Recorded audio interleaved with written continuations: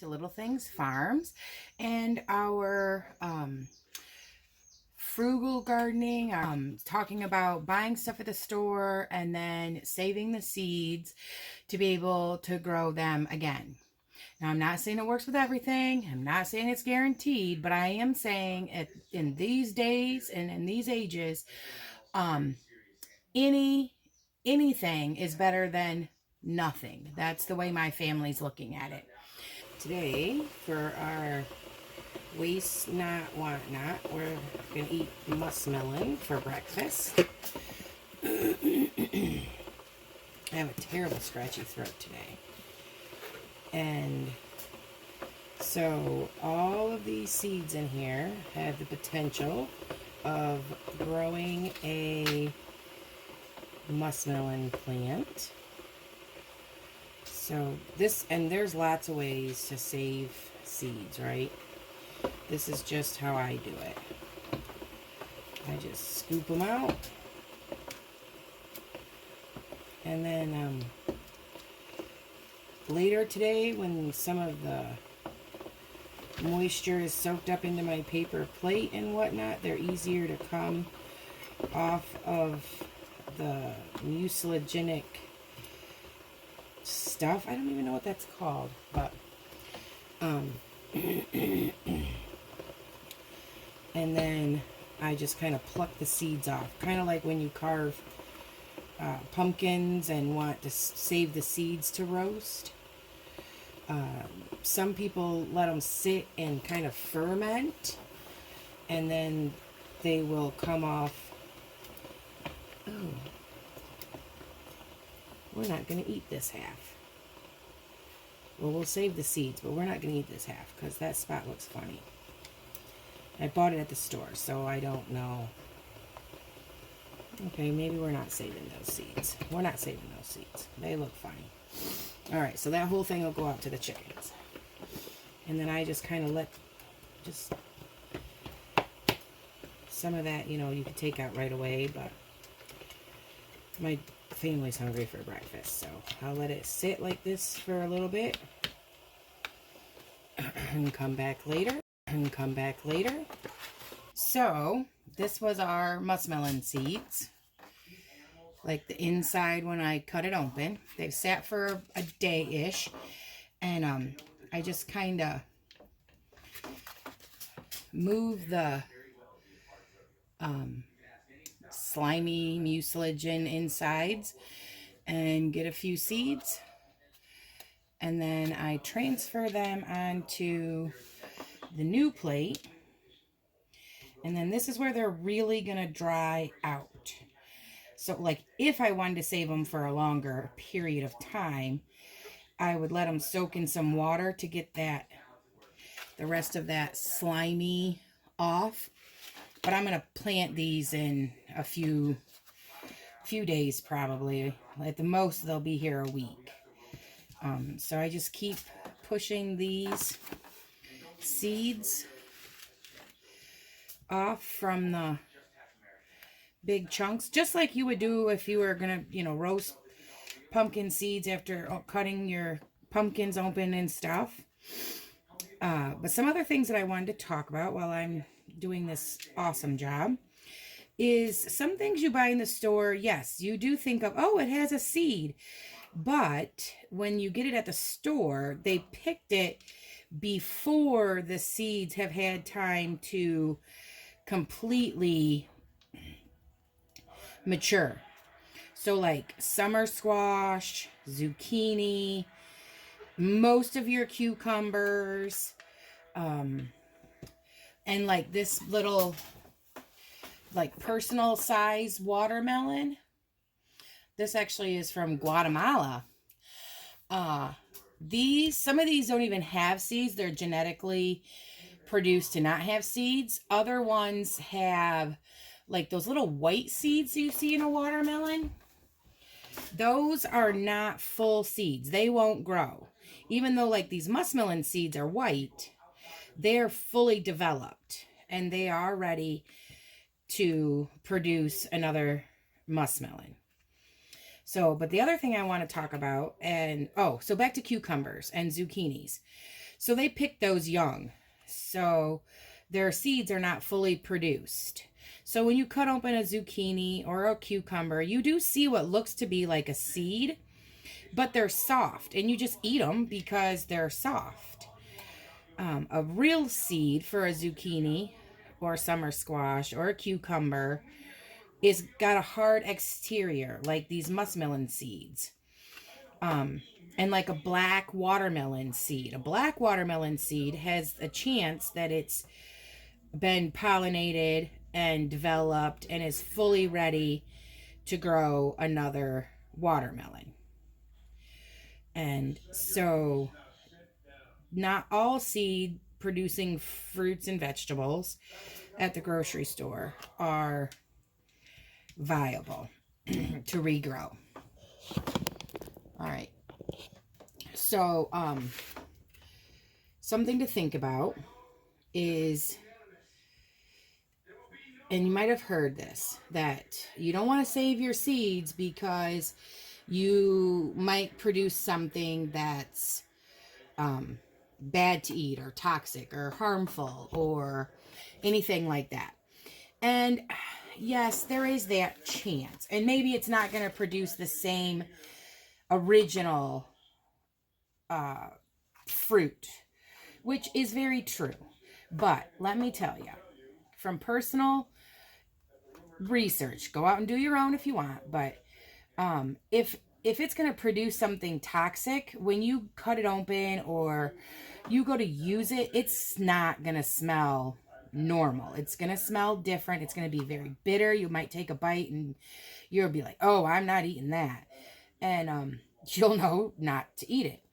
And it might not look identical because it might not have been pollinated by the exact same variety, but most store-bought and stuff is grown in such large fields that it to be pollinated by something else will be pretty rare.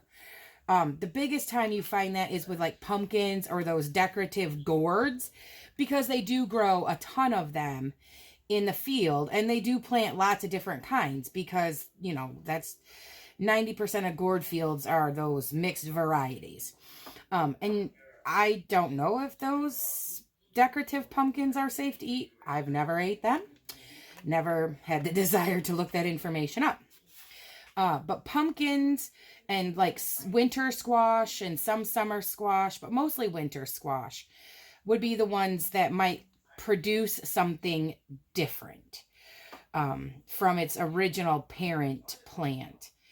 But as long as it, you know, it doesn't smell bitter or taste bitter, it's fine. So you should easily be able to save seeds from your store-bought and stuff.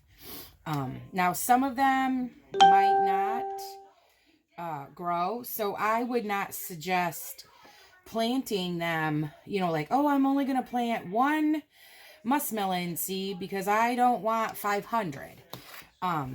What we're going to do, just because, and we have lots of extra space per se, is I'm just going to plant these muskmelon seeds, like all over any little extra hole that I have.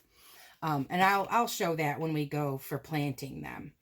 But that way I'm going to produce the maximum amount of food that I can. And if I don't eat it all, I know lots of people that would love to be able to grow a garden, but either are afraid, don't know how, worried they're not going to be able to do well, and that kind of stuff. I should have grabbed a towel. Ah, perfect. There's one right there on the stove. Okay, so the other thing that I wanted to talk about is how many times have you pulled out a potato and it looked like this? In the years past, this would have went to the compost bucket. Maybe if you live in the city, you just throw it in the trash can. But you can put this right in the dirt, just like this, or you can cut it so that each one of these have like its own little chunk of potato. But you could plant this right in the ground, water it, and 6-8 months later, you're going to have you know, at least 3 potatoes, but more probably like 6 or 8. Depending on how soon you dig them. You might have littler potatoes or you might have big potatoes. Today when I was at the store, I picked a few things up just to show you guys. So sweet potatoes, you can buy one at like 98 cents a pound right now. So this is maybe a quarter of a pound. So I might have paid 25 cents for it, something like that. And then I'll show you in another video how you can make this sprout its own leaves and its own stems. So then you would plant those in their sweet potato slips. And so, or you could buy sweet potato seed potatoes, but you're looking to buy like, you know, a whole bunch of these sweet potato seeds, potato seeds. So they're a real sweet potato, but they're usually really little, and pay $3, $4, $5 for the bag. Or you can buy one of these and grow your own sweet potato slips, which will work just the same to grow. Our family likes these little bitty potatoes. And I wanted to grow something more than my basic white potato this year. So these were actually on clearance. It might be cheaper to buy the seed potatoes. I didn't check prices because these were on clearance. So these were dirt cheap, like $1 something a bag. So these are going to be yellow potatoes or golden potatoes. And it's the same thing. I will... Ooh, now you can see how wimpy I really am. Hold on, let me cut them open with the knife. Maybe. I guess I should have been more prepared. Oh, there we go. Okay, so let's dig one of these bad boys out. Okay, so here's this little potato. And it is pretty little. Let's compare it to an egg, okay? So here's a standard olive egg. Here's this little baby potato. So these little spots, there's one there, 2 there. Those for sure are going to grow roots like this. And then I can plant it in the ground. And if I let it grow long enough, I'll have big yellow potatoes. But if I want little potatoes, I just dig it sooner. So for these, on my shelf back there, that's where I'm doing a lot of my seed starting. And you can see kind of right there on the shelf, there's another potato. In my potatoes, when they start to sprout, the ones that I just buy to cook with right now, I've been sitting them over there in the sun so that they can shrivel up a little bit. You can see how this is withering, shriveling up. And it will continue to grow because it's going to get the light from the window. So these, I will do the same thing. I'll take them out, put them on a tray or something just in case they get yucky. I don't want to clean up a big mess. Or on a box, in a box, something like that. And they will start to sprout. And then I did the same thing. Oh, Becca's home.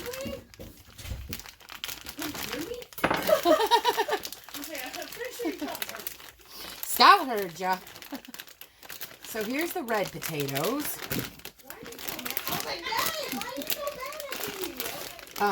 Same thing. Cute little red potatoes.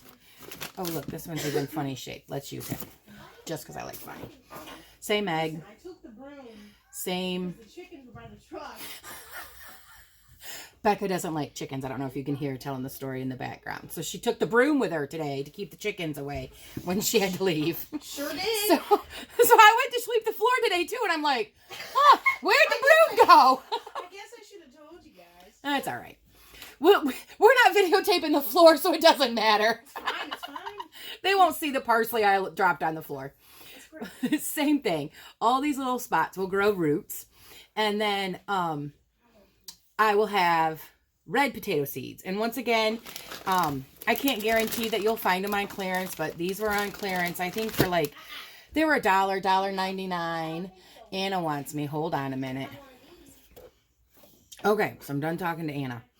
Now I don't remember what I was talking about. But anyways, to grow potatoes, you just can buy potato seeds, which really are potatoes. I mean, they're not like little seeds like this.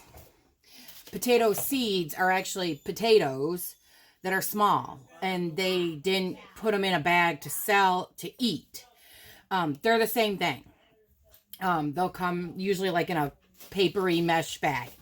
But as I'm sitting here, I just seen my onions. So you guys have probably got to your onions and you go, oh, it's squishy. We're not going to use it. We're just going to throw it out.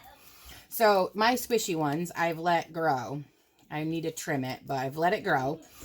And you can see here how I have one like stem, two stems, three stems. There you go. Can you see all three of them? Now that I look like I'm in the jungle. 3 stems, right? So this one onion that I would have thrown out in years past, I let sprout like this. I'll take this whole thing and plant it in the ground or in a flower pot or wherever you decide to plant it. And it's going to produce me 3 white onions because these were white onions. And then you could do the same like if your garlic starts to sprout or anything like that will also work. Things that you might think have seeds because we consider them a fruit. A banana. But where'd that seed be? A lot of people think it's this end down here that nobody eats. That little teeny end has like that black spot in it. It's not. Don't quote me on how bananas reproduce and have seeds. Look that up. But I know that it's not here because I have a son that loves bananas and he wanted to try to grow a banana tree. And so we did some research and we had to actually order banana tree seeds because does not have the seed in the bottom of this. So I hope that answered any questions that you have and you gained some very knowledgeable information, and we shall see you again later. Thanks for watching.